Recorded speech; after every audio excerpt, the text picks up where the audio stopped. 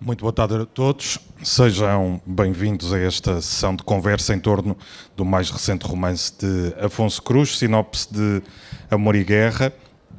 Este será, algures entre o sétimo e o oitavo romance do Afonso, consoante ele assuma ou não o primeiro.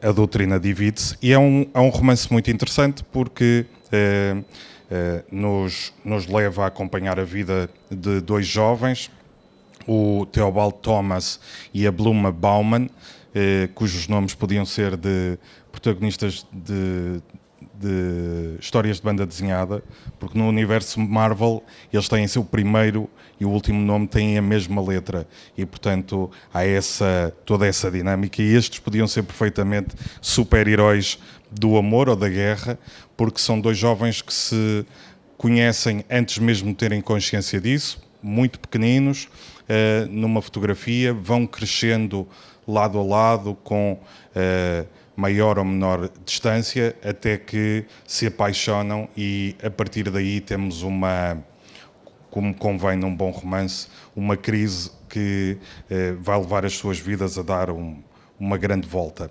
Como todos os bons romances na história da literatura, é uma história de amor que ganha um efeito ainda mais forte num ambiente tenso de guerra, não uma guerra convencional, mas uma guerra fria. Nós estamos na Berlim pós-guerra, uma Berlim que está a ser dividida pelos vencedores da Grande Guerra e que vai ser dividida de uma forma inexorável com o muro. E este é um romance que fala dos muros físicos, dos muros geográficos, mas acima de tudo de muros psicológicos, muros emocionais, de guerras também elas emocionais, e até que ponto o amor e a guerra não são as únicas circunstâncias na vida que nos levam a fazer aquilo que não faríamos noutra circunstância qualquer. E essa similitude entre o amor e a guerra que este romance traduz muito bem, que nos surpreende, que tem um ou outro murro no estômago que nós não estamos à espera e que nos faz levantar um conjunto de questões éticas, quer em relação à guerra, quer em relação ao amor, porque não se vence no amor, nem se vence na guerra, na maior parte dos casos, sem atropelar aqui e ali a ética, a moral, os bons costumes. Este livro não deixa de ser muito interessante e apropriado nos dias que nós vivemos, que temos a guerra a bater-nos à porta da Europa, em plena Europa, e bater à porta já é uma forma simpática de colocar as coisas. E o Afonso, a dada altura, aliás, íamos começar a nossa conversa, Afonso, por aqui, já agora aproveito, boa tarde, bem-vindo. Boa tarde. Eu escolhi aqui um trecho do teu livro que é muito interessante e que pode nos ajudar a conversar um bocadinho sobre o momento que vivemos agora, que é, a dada altura, a tia do Theobald diz-lhe: este muro, garanto-lhe, não será o último grande muro a ser construído neste século, assim como não foi o primeiro. A possibilidade de atravessá-lo não o destrói. De facto, nem a sua destruição material o destruirá. É a reencarnação de uma ideia que me parece tão tenaz quanto a fé teimosa num futuro luminoso. É preciso inconformismo e não nos deixarmos vencer pela tranquilidade da desistência, do laxismo, da letargia. Essa é a mais grave doença humana que permite tudo, a guerra. É um bocadinho isto que nós estamos a acordar de uma letargia, porque pensávamos que os muros estavam derrubados e que não voltávamos a ter guerra. Não, ainda há muitos muros em pleno funcionamento pelo mundo fora. O muro de Berlim terá sido, a sua queda terá sido um dos momentos mais icónicos do século XX, eu costumo dizer, depois talvez da chegada do homem à Lua, se calhar mais, não é? Mas por acaso fala-se pouco da criação, ou seja, há poucos livros que se debruçam sobre o momento em que o muro é criado. Até porque ele vai aparecendo, não, quer dizer, não apareceu apareceu de um dia para o outro, mas não numa forma definitiva. Portanto, eram obstáculos que depois foram tornando muro, e esse próprio muro foi também sofrendo alterações ao longo das décadas. Mesmo ainda nos anos 80, por exemplo, derrubaram uma igreja do século não sei quantos, porque tapava a vista e, portanto, não deixava ver o que é que se passava por trás dessa igreja. E, portanto, até à queda propriamente dita, continuou a existir essa animosidade muito presente. Em relação à guerra de agora, como todas as guerras, são coisas sempre altamente complexas, ainda que depois haja sempre algumas opiniões reducionistas que atribuem a guerra a um fator, que poderá ser a economia, ou ainda mais simples como as pilinhas, como já se viu por aí fora, e portanto, mas as guerras são sempre muito complexas. Há fatores históricos, há fatores económicos, há fatores sociais, há feridas ainda recentes e abertas. Às vezes não passa uma geração sem que haja outro tipo de opressão, mesmo que não seja uma guerra propriamente dita. E por isso mesmo é sempre muito difícil explicar as guerras e mais tomar um partido manicaísta. Algumas guerras permitem-no, como a Segunda Guerra Mundial, porque temos esse contraste muito grande porque os nazis, de facto, enfim, prestavam-se ao papel do mal absoluto, mas é raro quando isso acontece. Há sempre aqui toda uma possibilidade de perspectivas e de mudar de opinião conforme o lugar de onde olhamos. De resto, não foi há muito tempo o Kosovo e por aí fora, quer dizer, houve guerras na Europa não há tanto tempo. Nós esquecemos e parece que a última foi a Segunda Guerra Mundial, mas não foi.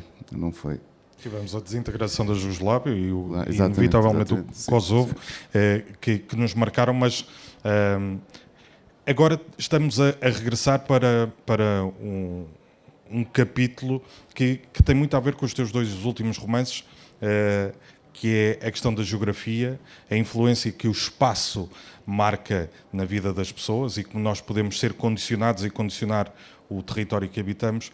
E este livro fala, ainda que indelevelmente, e a atualidade fala de uma forma muito mais forte, esse muro que existe entre o Ocidente e o Oriente, entre duas civilizações, duas culturas. Vamos agrupá-las assim de uma forma muito preto e branco, porque não podemos confundir a Rússia com a China, com o Médio Oriente. São civilizações diferentes, mas há aqui um muro entre o Ocidente e o Oriente que parecia que tinha desaparecido, mas que não desaparece porque se deitam abaixo as barreiras. Estás a falar do presente ou estás a falar do presente? Sim, claro. Continua a existir. Ainda que a grande diferença entre as sociedades nem seja tanto, por exemplo, capitalismo, comunismo ou socialismo, acaba por ser a vitória de um tipo de sociedade que tem que ver com o acúmulo de riqueza, com a chamada criação de riqueza, etc. E nesse aspecto, quase todas as sociedades humanas escolheram esse caminho. As outras praticamente não existem. Ainda há uns povos na América do Sul, em África e por aí fora, que não acumulam, portanto, que são nómadas, portanto, não podem carregar determinado tipo de coisas e, portanto, retiram apenas aquilo que precisam da natureza. E assim, entre estas duas sociedades há uma dicotomia fortíssima. As outras são jogos geopolíticos de interesses, também históricos, lá está, enfim. Mas não há assim uma diferença abissal entre estas sociedades. Sim, eu não vejo as coisas dessa maneira.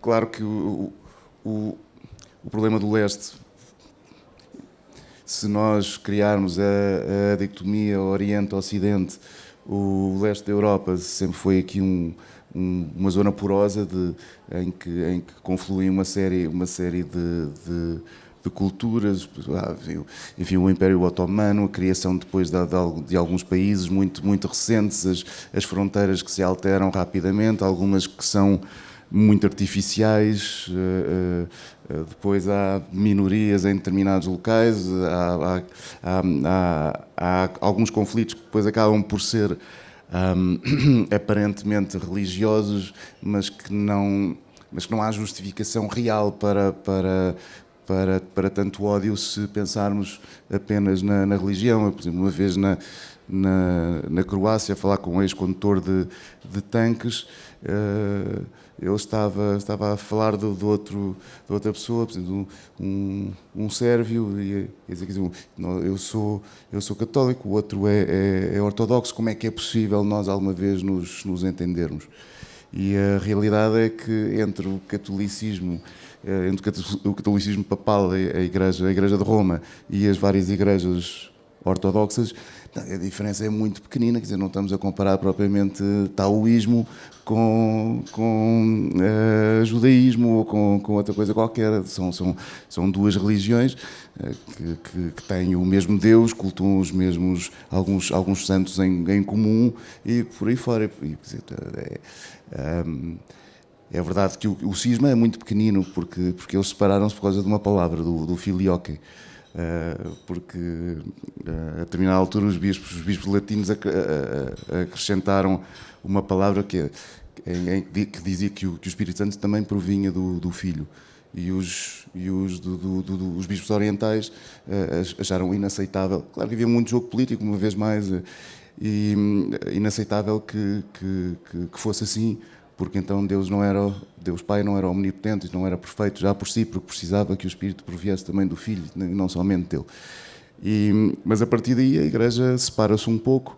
As missas ortodoxas duram umas horas, as missas católicas são mais curtinhas, uns cantam, os outros cantam menos, e uns comem pão levedado, os outros comem uma hóstia e por aí fora. Mas as diferenças são muito pequeninas e não justificam nem a violência, nem o ódio, nem a animosidade. E, portanto, aquilo é algo que deve ser explicado de muitas outras maneiras, mas não necessariamente pela religião. O que, mais uma vez, é um reducionismo um pouco tonto, porque não haveria de ser isso, até porque conhecemos inúmeras sociedades onde religiões coexistem, religiões muito mais diferentes, coexistem pacificamente. E, portanto, neste caso pode ser um fator identitário, mas porque eu reconheço o outro pela diferença, mas não é isso que leva a uma guerra, nem às atrocidades que se cometeram com o fim da Jugoslávia. Vamos lá começar a falar sobre a gênese desta sinopse de Amor e Guerra. O livro nasce fruto de uma residência em Berlim, já em plena pandemia, ano 2020. Sim, em plena pandemia. E a ti, o que te interessou, chegando a Berlim, nós temos todos o imaginário do muro, daquela separação entre as duas Alemanhas, entre, mais uma vez, o Ocidente e o Leste, mas a ti interessou-te muito mais, que se fala pouco disso, sobre o nascimento do próprio muro, o impacto que isso teve numa comunidade, numa cidade que de repente as pessoas deixam de se poder ver, deixam de se poder falar, destroem-se famílias, separam-se amores. Foi isso que te interessou, esse momento inicial? Sim, também. Mas não só. Eu, como ficcionista, um mecanismo desta história, que eu já conhecia há vários anos, sempre me tocou de alguma maneira. E, portanto, já tinha a história dentro de mim, ou já a carregava há muito tempo. E a residência em Berlim acabou por ser o momento em que ela se transformou em carne, portanto, foi escrita. Até lá foi vivendo em potência na minha cabeça. Esta história, o mecanismo, esta história, ou seja, na sua estrutura, o que acontece a estas personagens é real. Elas não foram enfabuladas, mas o que lhes acontece é verdadeiro. Sem estragar muita história, são estes jovens que vivem e convivem. Sim, eu posso contar algumas histórias do muro que algumas são muito pungentes, algumas são... Eu, quando fui para Berlim, a Embaixada noticiou a residência e algumas pessoas que têm, especialmente as que têm relações com Portugal, muitas contataram-me e quiseram falar comigo, partilhar as suas memórias, o seu passado, o que viveram com o muro. Curiosamente, a maior parte das pessoas estava também mais vocacionada para o momento posterior de como é que se vivia de um lado, como é que se vivia do outro, etc. E não propriamente daquele momento inicial. Entre as pessoas que me contataram estava uma pessoa que tinha escavado túneis de um lado ao outro. Os túneis foram escavados vários, com muito pouco sucesso. Os túneis têm o nome da quantidade de pessoas que eles conseguiram resgatar de um lado para o outro, normalmente ou sempre, do Oriente para o Ocidente.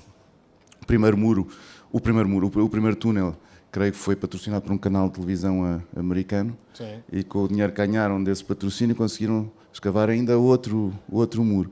Mas, portanto, eles filmaram, havia muito jogo de propaganda contra propaganda, mas filmaram as pessoas do Oriente a sair do túnel para mostrar no Ocidente como era horrível viver no Oriente. E quando estamos a falar desse túnel, esse primeiro do canal é onde passa mais gente e o total foram 57 pessoas. 57 pessoas, sim. E é o nome do túnel, precisamente. Havia uns triangulares, havia outros com umas formas retangulares, que é mais simpáticos para para atravessar. Aquilo era muito difícil de escavar, porque havia muita água ali por baixo.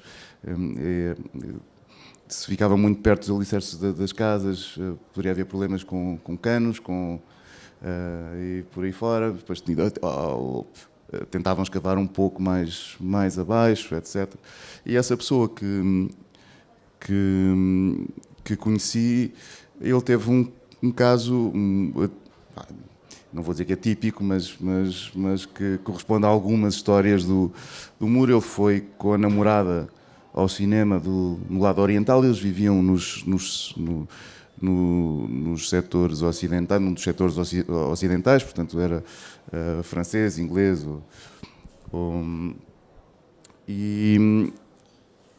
e quando foram ao cinema, nessa noite o muro foi erguido, ou seja, não foi erguido, mas escavaram as ruas, deitaram postes abaixo, o arame farpado. Portanto, a decisão foi tomada em segredo.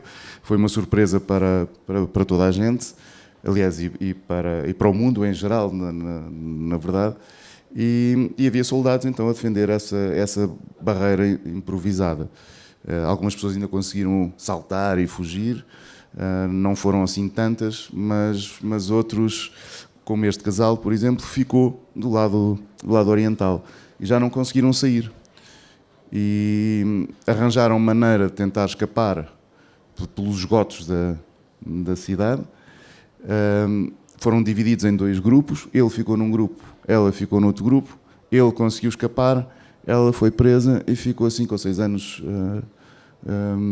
presa em Berlim Leste, até ser libertada na promessa de que se tornaria espia, seria informação para o Oriente, coisa que ela nunca chegou a fazer.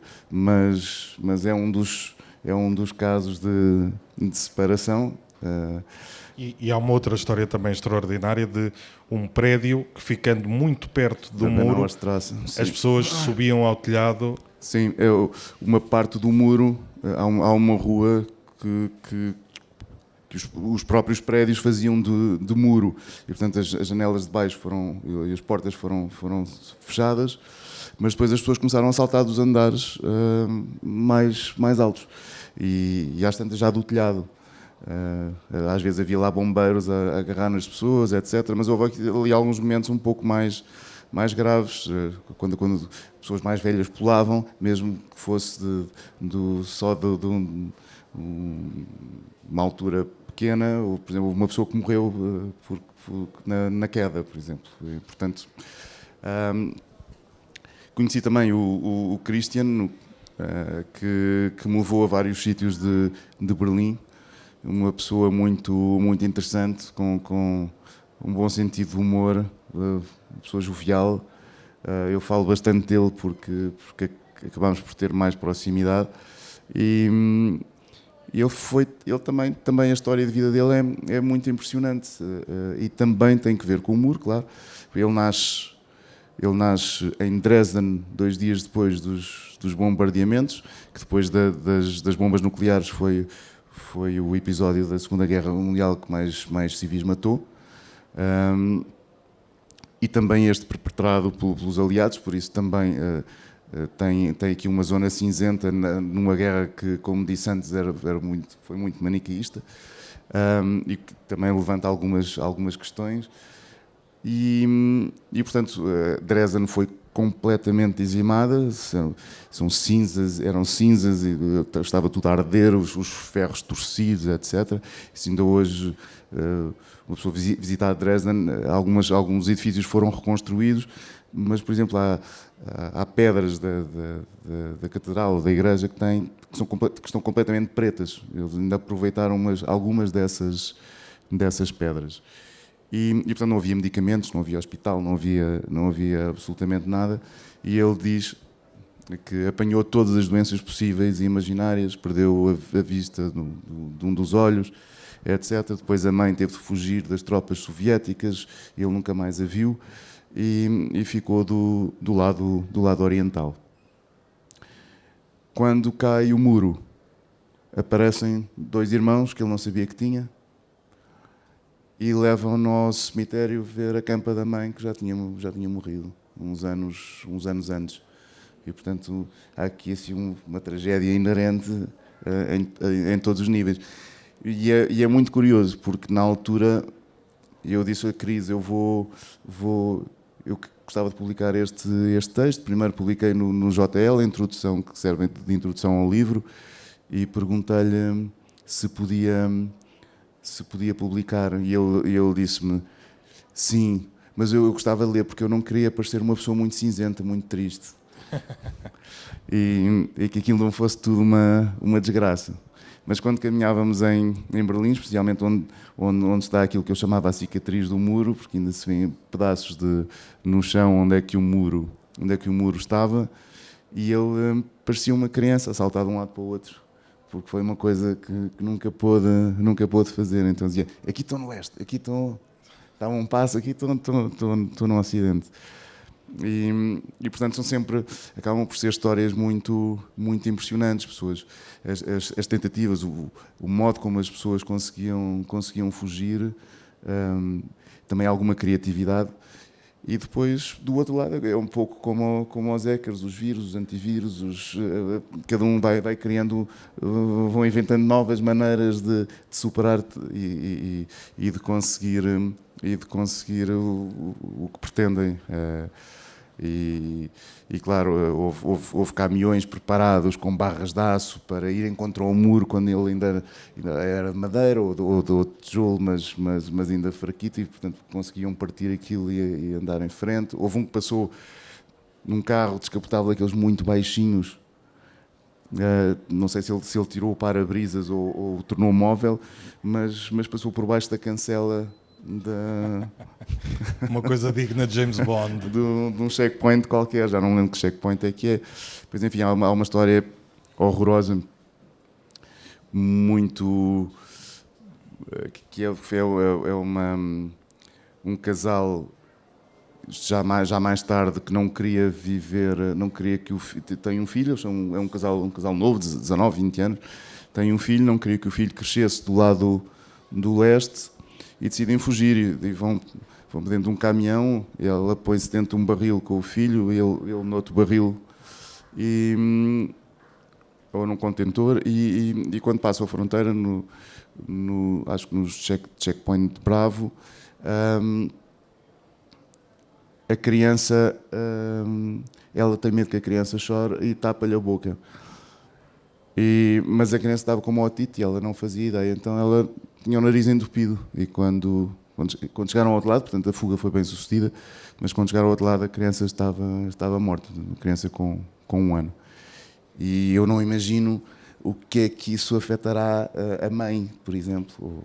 Bem, já agora o pai, mas a mãe, porque tem ali uma relação muito direta com a morte do próprio filho.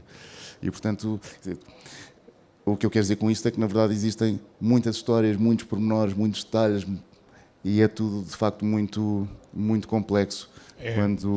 Eu estou-me a roer todo porque o aspecto que eu acho mais interessante e eticamente desafiador do livro, eu não vos posso contar porque vos estrago o livro.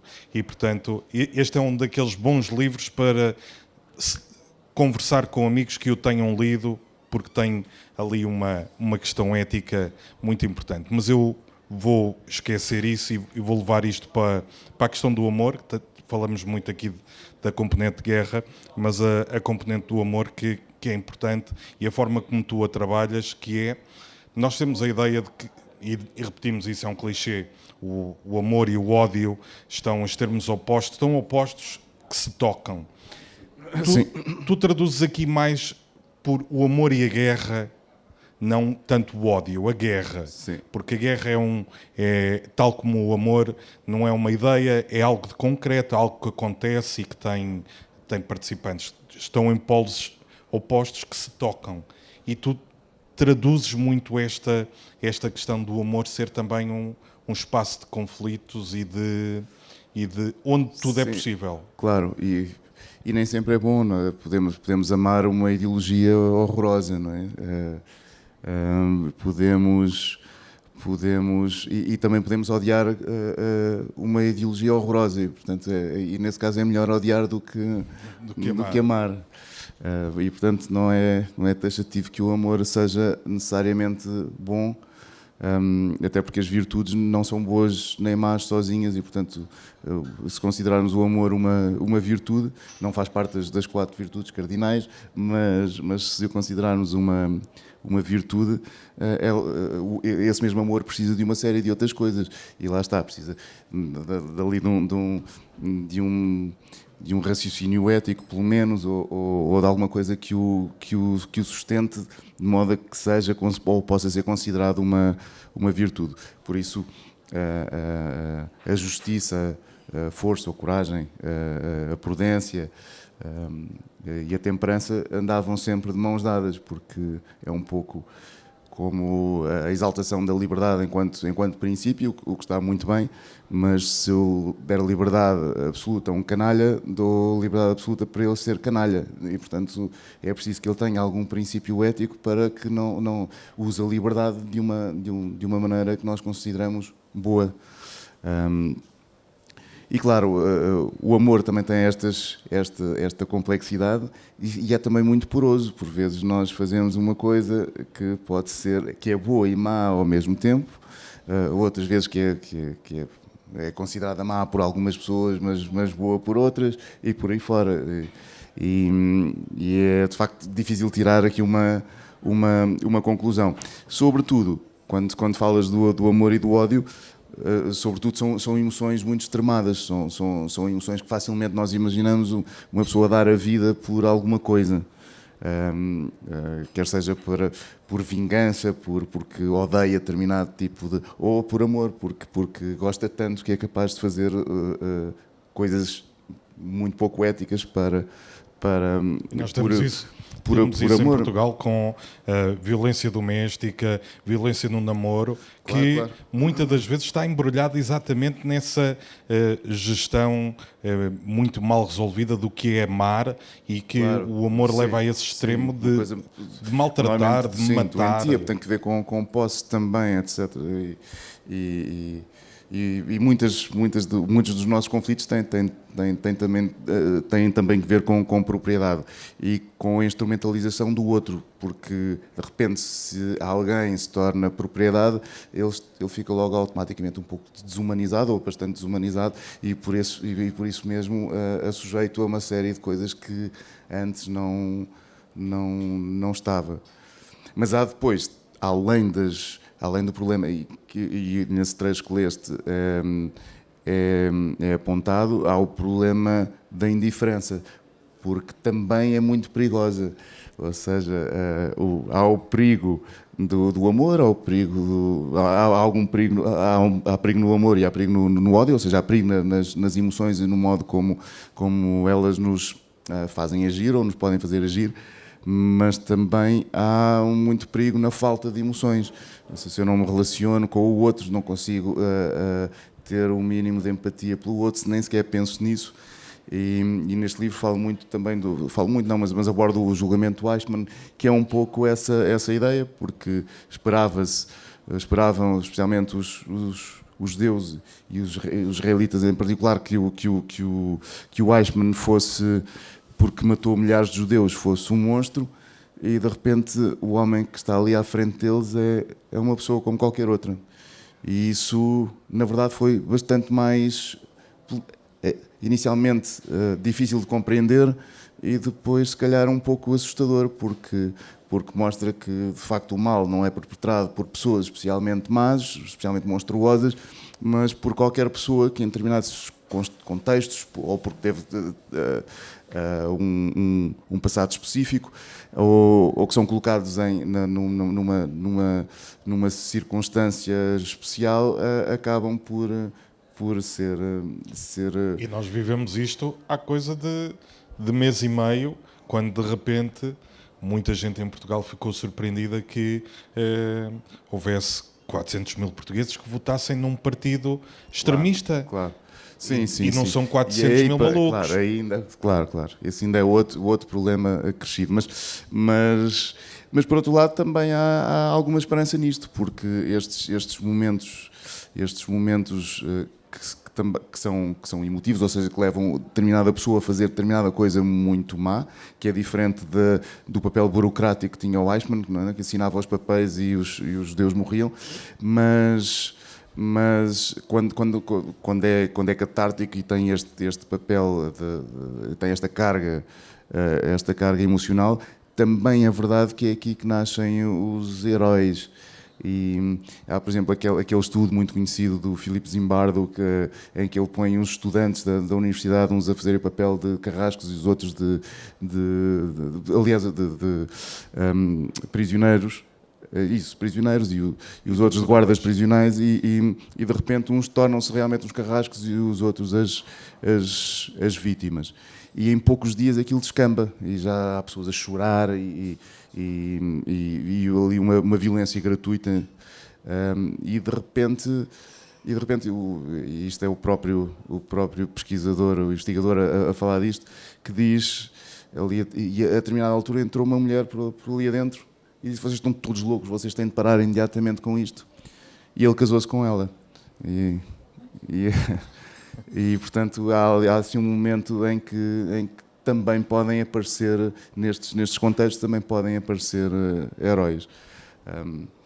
E mais uma vez é porque a natureza humana é realmente complexa e dificilmente pode ser reduzida a uma coisa... E é um livro muito bom que se puderem ler, de uma editora chamada Book Builders, que é A Psicologia das Multidões.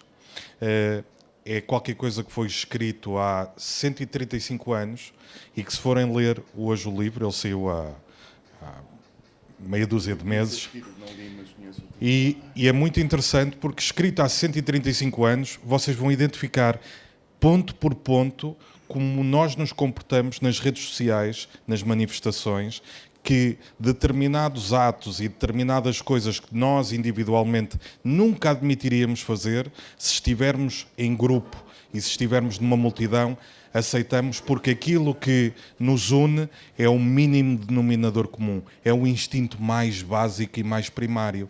E, portanto, quando estamos num grupo muito grande, o que une todas aquelas pessoas é o que de mais básico elas têm. Sim, sim, e também há um anonimato inerente à multidão, não é? Porque é uma série de gente a fazer e, portanto, não há um autor, não há o indivíduo. Isso também... parecem alguns estudos sobre as sociedades mais violentas e normalmente se usam máscaras.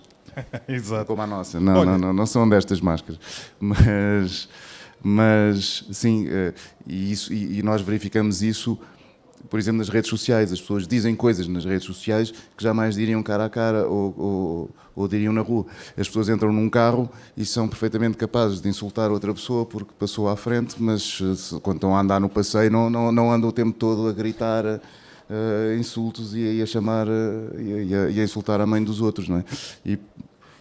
Mas quando entram no carro sentem que existe esse anonimato que é uma espécie de caixa de comentários do Facebook ou uma coisa qualquer do género em que tudo pode ser dito. E, portanto, isso também conta muito, ou seja, haver responsabilidade, sabermos que não, sou eu que faço, ter essa noção de autoria. E quanto mais a temos, e mais sentido da individualidade, mais nos preocupamos com os outros. Quando não temos, de facto, portamos nesse caso dentro de um rebanho ou por trás de uma máscara, o que vai dar no mesmo, porque remete-nos a esse tal anonimato. Eu posso fazer o que quero porque ninguém sabe que fui eu que fiz. Claro. Olha, eu sou um romântico inveterado, daqueles à moda antiga, que Cyrano de Bergerac é das coisas... É uma criança ao pé de ti. É das coisas mais extraordinárias. Este livro é ótimo para os românticos. Para um romântico, uma história de amor só tem dois fins. Ou acaba mal, e é a melhor maneira dela acabar, ou se acabar bem tem que ser por maus caminhos. Que é para bater mais. O amor que corre bem não tem graça nenhuma. E este teu livro leva-nos por um dos dois caminhos, que eu não vou dizer qual é, mas tem uma frase logo no início que é muito interessante sobre como podemos olhar para o amor, que é quando o Teobaldo cai pelas escadas abaixo, ele vai dizer o nome de uma pessoa e os pais, passado um tempo, vão discutir porque é que ele disse o nome. Por acaso posso revelar que é o nome da Bluma, da rapariga por quem ele se vai apaixonar. Ele tinha 3 anos quando diz. E o pai diz, dizer o quê? Só há 2 maneiras de compreender isto. Ou o nome dela o protege, ou o nome dela significa dor. Porque ele caiu e disse o nome dela, portanto aquilo ou foi um ato de se proteger ou a dor tem aquele som. E isso é muito interessante na forma como podemos olhar para o amor. E lá está, outra vez, a similitude com a guerra. Não é à toa que quando falamos de alguém que amamos, dizemos porque ela conquistou-me desta maneira. O elemento de conquista, o elemento de posse. Sim, mas nós usamos a nomenclatura bélica para tudo e mais alguma coisa, o que também diz muito sobre as sociedades e sobre... eu vou atacar os doces. Quer dizer, nós temos muita nomenclatura bélica na nossa vida. Acertar no alvo, enfim... Ela roubou o meu coração. Sim. O elemento de posse, de conquista, como se o amor fosse um campo de batalha, e não deixa de ser, com regras muito próprias, mas acaba por ser um campo de batalha, é muito interessante. E tu também vais por esse lado, porque se nós formos analisar o comportamento dos protagonistas nesta história, há ali a dissimulação, há o urdir o plano para... Tem esse lado muito também de guerra, de cozinhar, de estratégia, de tática, pelo menos da parte dele. Sim, claro. Se imaginares que quando estamos apaixonados não pensamos noutra coisa e quando não podemos agir porque estamos impossibilitados de o fazer, imaginamos e urdimos e queremos que aquilo corra pelo melhor e, portanto, pensamos em tudo e mais alguma coisa. Também é uma característica humana, estamos sempre a ficcionar, sempre a imaginar futuros possíveis. E é isso mesmo que nos permite, por vezes, fazer coisas boas, outras vezes fazer coisas muito, muito más. Mas sim, tem tudo que ver com uma espécie de plano. Há sempre aqui uma componente há uma componente muito instintiva nestas coisas todas, que nos remete outra vez para as emoções, mas há também uma componente mais racional, ou que tentamos ser racionais e avaliar o momento em que vivemos. Se calhar, passado uns anos, dizemos que foi tudo uma parvoíce. Olha, Afonso, muito obrigado. Este livro junta alguns dos teus, eu vou-lhe chamar fetiches, que são elementos que são muito próprios do teu universo, que é, primeiro, passa-se alguns no centro da Europa, depois a linha que separa a realidade da ficção é tão fina que nós somos muitas das vezes enganados, porque aquilo que tu apresentas como sendo real, se calhar é ficção e vice-versa. E o terceiro elemento que também que é bastante interessante e que eu agora estou à procura dele, que tinha presente na cabeça e varreu-se, que torna a tua escrita e este romance um desafio muito grande. E o terceiro elemento que eu queria trazer é essa questão ética, moral e filosófica de não ser uma história por uma história, mas ser, acima de tudo, um desafio intelectual. Este livro que se lê, para quem lê depressa, lê isto em 2 horas, é como um shot. Beber é rápido, os efeitos é que vão chegando com o tempo, e ele tem esse interesse de se ler e ficar a reverberar, e ele colocar-nos muitas dúvidas sobre seríamos nós capazes de fazer aquilo está certo, está errado.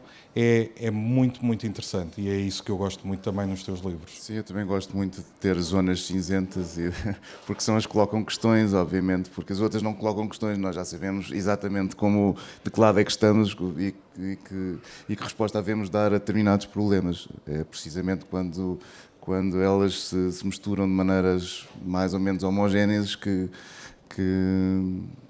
é difícil depois ter uma resposta taxativa e dizer não, eu nunca faria isto, ou nunca faria aquilo. Portanto, não. Temos de pensar sobre isso, temos de questionar e imaginar, e mesmo que por vezes basta que as circunstâncias se alterem num detalhe e antes não faríamos, e alterando uma pequena coisa talvez passemos a fazer. Portanto... Aliás, eu deixo o desafio. Quem ler este livro, das pessoas que aqui estão, se quiserem, depois procurem-me no Facebook, Tito Couto. Se quiserem, também podem procurar o Afonso e digam-me o que é que se vocês fariam, não fariam, se concordam, não concordam, porque eu gostava de ter alguém com quem discutir isto. Porque isto foi uma coisa que me encanitou e que me deixou, lá está, num território, eu sei o que é que fazia, mas deixa-nos num território de areias muito movediças, e é interessante. Portanto, leiam e depois vamos conversar nas redes sociais, que é um sítio ótimo para se conversar sobre este assunto. Olha, Afonso, muito obrigado. E parabéns pela sinopse de Amor e Guerra. Obrigado. Vamos ficar à espera do próximo, que, tendo em conta a tua produção, não há de faltar muito. Obrigado e até à próxima. Muito obrigado a todos vós. Obrigado.